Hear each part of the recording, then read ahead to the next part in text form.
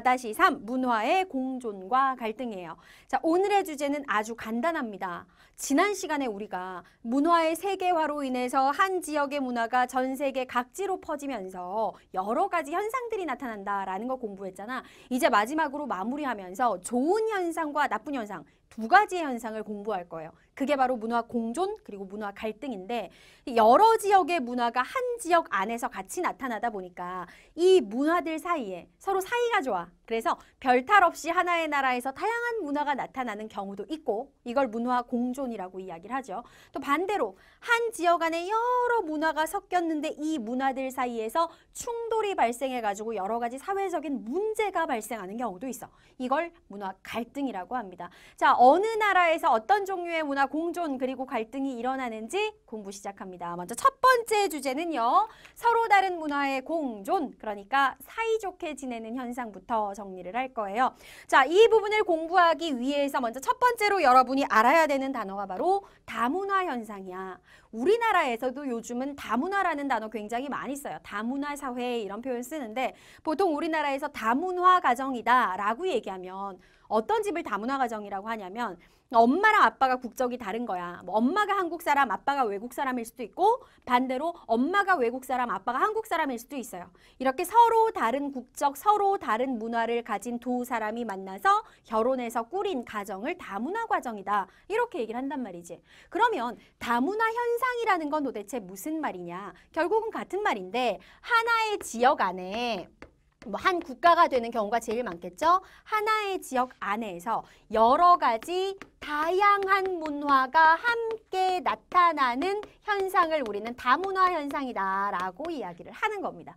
그러니까 선생님이 지금 이렇게 표시 하나 해놨는데 이게 이제 하나의 국가라고 치고 하나의 국가 안에 A라는 문화도 있고 B라는 문화도 같이 나타나고 C라는 문화도 나타나고 D라는 문화도 나타나고 그리고 얘네들이 그냥 사이 나쁘게 그냥 A 따로 B 따로 이렇게 있는 게 아니라 A하고 B가 같은 사회 안에서 문화가 같이 나타나다 보니까 얘네 둘이 섞여서 또 뭐 E라는 새로운 문화도 탄생하고 F라는 문화도 등장할 수 있고 이렇게 새로운 문화가 만들어져서 같이 공존하는 것까지도 다문화 현상이다라고 이야기를 하죠. 자, 그렇다면 이런 다문화 사회에서 나타나는 두 가지의 현상, 그중에 먼저 문화 공존에 대해서 공부 시작하도록 하겠습니다.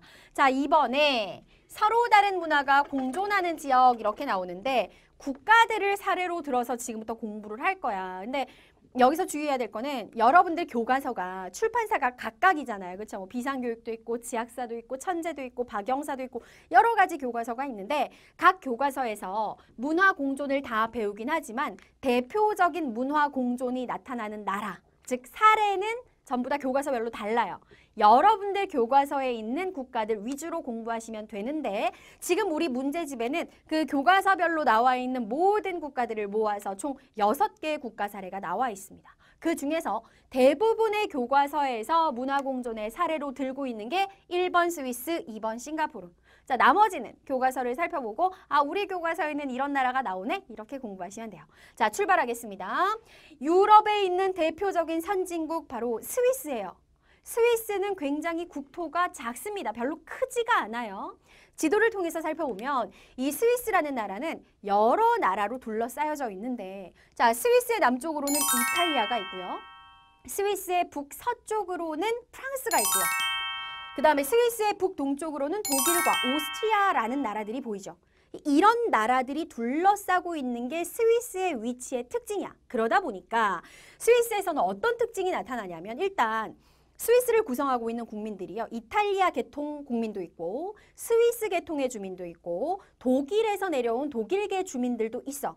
이런 다양한 사람들이 싸우지 않고 사이좋게 스위스에서 잘 살아갑니다. 근데 요 여러 대표적인 나라들 사이에 끼어 있다 보니까 하나의 나라에서 공식적으로 사용하는 언어가 여러 가지야. 어떤 언어가 있느냐? 독일 옆에 있으니까 독일어를 공용어로 사용하고요. 프랑스 옆에 붙어 있으니까 프랑스어도 공용어로 사용하고요. 다음, 이탈리아의 위쪽에 있으니까 이탈리아어도 공용어로 사용을 하고요. 이탈리아어. 그 다음에 그럼 선생님 스위스는 원래 스위스만의 언어는 없었나요? 있기는 있어요. 그게 바로 무엇이냐? 역시 문제집에 나와 있는 로만슈어인데 안타깝게도 이 로만슈어를 사용하는 국민의 비중은 점점 줄어들고 있대요. 물론 그렇다고 해서 뭐 갈등이 생기거나 그런 건 아니야. 이거 수업하고 나면은 항상 우리 친구들이 또 질문해요. 와, 스위스 사람들은 짱 좋겠다. 스위스 사람들은 독일어도 할 줄 알고 프랑스어도 할 줄 알고 이탈리아도 할 줄 알아요? 사실은 그렇지는 않아. 이게 위치상 같은 스위스 안에서도 독일하고 좀 가까운 쪽에서는 주로 독일어를 쓰고요. 이탈리아하고 가까운 지역에서는 이탈리아어를 쓰고 그래요. 선생님이 어떻게 아냐면 선생님이랑 어렸을 때부터 되게 친한 친구가 스위스에서 지금 살고 있거든요. 스위스인 남자랑 결혼해서 스위스에서 사는데 선생님 친구는 독일어를 굉장히 잘해요. 왜 독일어를 잘하냐면은 선생님 친구가 있는 지역이 스위스에서도 독일과 가까운 쪽이기 때문이야. 그래서 독일어를 주로 쓴대. 그 지역 사람들은. 그 대신에 스위스가 어떤 노력을 많이 하냐면 자기가 사는 지역에서 주로 쓰는 언어 외에 최소 1개 이상을 더 학교의 정규 교육 과정에 편성을 해서 최소 이 중에서 2가지 이상의 언어를 자유자재로 사용하게 하는, 그래서 언어 간의 갈등이 안 생기도록 하는 노력을 국가적인 차원에서 진행하고 있다고 합니다. 가장 대표적으로 나오는 사례가 스위스의 사례니까 잘 알아두시기 바라고. 자, 두 번째로 잘 나오는 싱가포르로 가보도록 하겠습니다.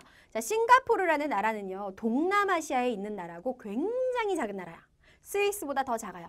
지도에서 보시면 말레이시아의 바로 아래쪽에 조그맣게 붙어 있죠. 저 나라가 바로 싱가포르라는 나라인데 이 싱가포르는 크기는 작지만 위치가 너무 좋아. 보통 우리가 싱가포르를 얘기할 때 싱가포르의 위치를 해상교통의 길목이다 라고 이야기를 합니다. 동남아시아 자체가 무역을 하기에 위치가 굉장히 좋은데 그 중에서도 싱가포르는 더욱더 그렇다는 거지. 밑으로 바다를 통해서 인도양으로 가기도 편하고 태평양으로 가기도 편하고 굉장히 위치가 좋다는 거야. 그러다 보니 역사를 이게 쭉 공부하다 보면은 역사 속에서 교류하기가 좋은 곳에 있다는 건 다른 나라 사람들이 굉장히 많이 드나들었다는 얘기가 되겠죠. 그래서 그 영토의 크기도 작고 실제로 인구도 많지 않은 저 싱가포르에 어떤 계통의 사람들이 모여 살고 있느냐. 자, 중국계 싱가포르인도 있고요. 인도와도 가까우니까 인도계 싱가포르인도 있고요. 그 다음에 또 싱가포르가 말레이시아 바로 아래 붙어 있잖아. 말레이계 싱가포르인도 있고요. 그리고 멀리 유럽에서 넘어온 영국계 싱가포르인들도 있어요. 신기한 건 얘네들이 사이가 나쁘지 않다는 거지. 싱가포르는 대표적인 선진국에 들어가는 나라야. 자, 이렇게 민족이 여러 가지 계통이다 보니 당연히 싱가포르도 스위스와 마찬가지로 여러 가지 공용어를 쓰겠지. 먼저 중국계는 주로 뭘 쓰겠어요? 중국어를 쓰고요. 그 다음에 인도 계통 사람들이 주로 쓰는 언어, 공용어가 타밀어라고 하는 게 있는데 타밀어는 인도에서도 인도의 남부 지방에서 아주 옛날부터 전통적으로 쓰던 언어야. 근데 이제 인도 계통의 민족이 많다 보니까 인도 계통이 주로 쓰는 타밀어도 싱가포르에서 공용어로 사용을 하고 있죠. 자, 그 다음에 당연히 말레이계가 있으니까 말레이어도 공용어로 사용하고 영국계가 있으니까 영어도 공용어로 사용을 합니다. 우리가 언뜻 보기에는 아니 하나의 나라에 국민도 별로 안 많다면서 여러 가지 언어를 쓰면 갈등이 생기지 않을까? 신기하게도 갈등이 생기지 않아요. 그만큼 국민들의 노력이 있고 국가적인 차원의 노력도 있다는 뜻이겠지. 자, 다양한 민족과 다양한 언어가 있습니다. 자, 그럼 이번엔 세 번째, 그 싱가포르가 붙어 있다는 바로 위에 말레이시아로 가보도록 할게요.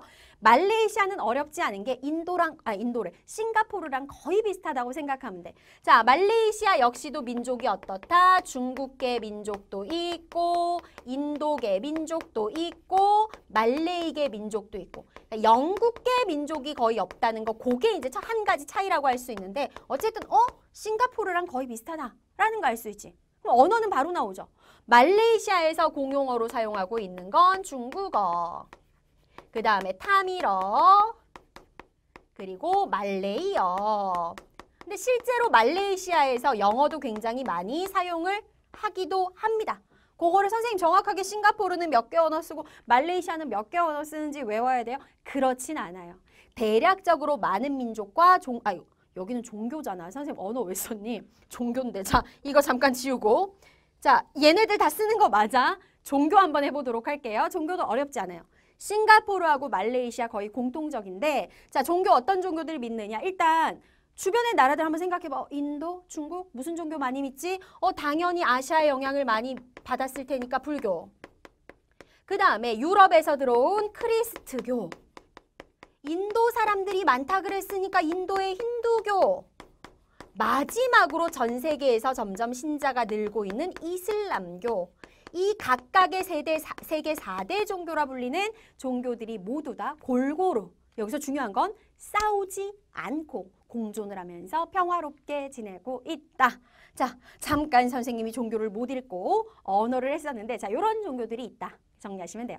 자, 넘어가서 세 개의 나라가 남았습니다. 이번에는 네 번째, 미국으로 한번 가보도록 할게요. 사실 미국은 논란이 많아. 왜냐하면 뭐 우리가 다 아는 거잖아요. 백인들이 중심이 되어서 인종차별이 굉장히 심했고, 물론 그런 것들을 해결하기 위해서 많이 노력을 하고 있지만 아직도 조금 문제가 남아있는데, 그래도 과거에 비해서는 그런 문제들이 거의 다 해결되고 문제가 점점 사라지고 있으니까 문화 공존이 나타나는 대표적인 국가로 등장을 했습니다. 뭐 미국은 다들 아시다시피 다양한 인종과 민족으로 구성된 나라예요. 자, 어떤 민족들이 있지?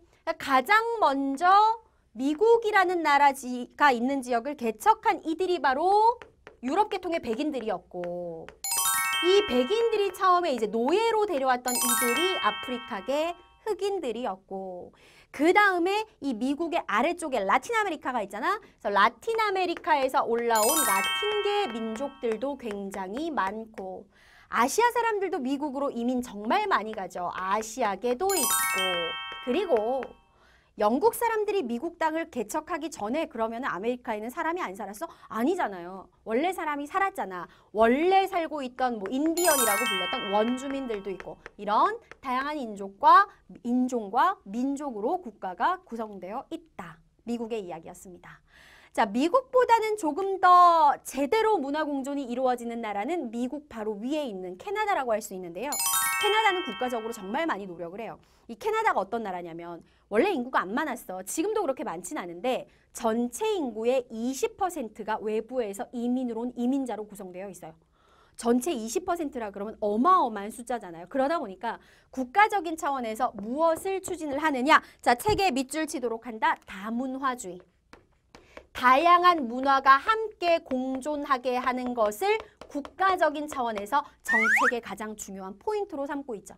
다문화주의 정책을 펼치고 있고요. 그래서 실제로 많은 노력들을 하고 있고, 이 캐나다 정부가 대놓고 추구하는 게 바로 무슨 사회냐? 모자이크 사회를 추구한다라고 이야기를 합니다. 미술 시간에 우리 모자이크 어렸을 때 한 번쯤 다 해봤잖아요. 모자이크라는 게 뭐야? 색칠을 해서 그림을 그리는 게 아니라 하나의 정말 아무 의미 없는 조각들을 붙이고 하면 하나의 완성된 그림이 나타나는 게 바로 모자이크잖아.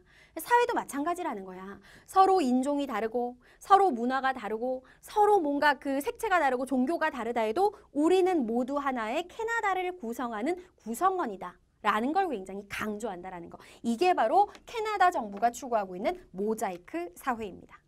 자, 이제 마지막으로 남아메리카 지역에 있는 브라질, 축구로 유명한 나라죠. 브라질로 한번 가보도록 할게요.